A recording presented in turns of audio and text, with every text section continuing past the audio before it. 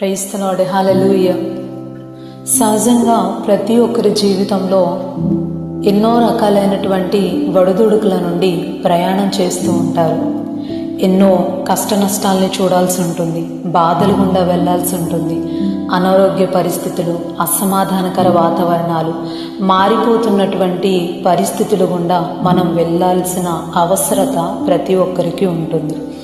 అయితే మారిపోతున్న వాటిని చూసుకొని, వస్తున్నటువంటి ఈ ఇబ్బందికర పరిస్థితుల్ని చూసుకొని బాధతో కృంగిపోతూ మన రోజుల్ని, మన సమయాన్ని గడుపుతూ ఉన్నట్టయితే దేవుని వాక్యం మనకి సెలవిస్తుంది, వాటిని బట్టి కాక ప్రభువుని బట్టి ఎల్లప్పుడూ ఆయనలో ఆనందంగా ఉండాలి అని. ఎందుకంటే మన దేవుడు ఆనంద సంతోషాల్ని అనుగ్రహించే దేవుడు. ఆయన దగ్గరికి వచ్చిన వారికి ఆనంద సంతోషాల్ని అనుగ్రహిస్తాడు.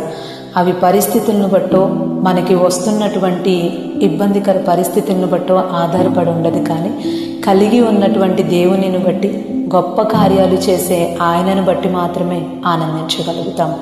దేవుణ్ణి కలిగి ఉండండి, సంతోషంగా అన్ని సమయాలలో ఉండండి. ఆమేన్.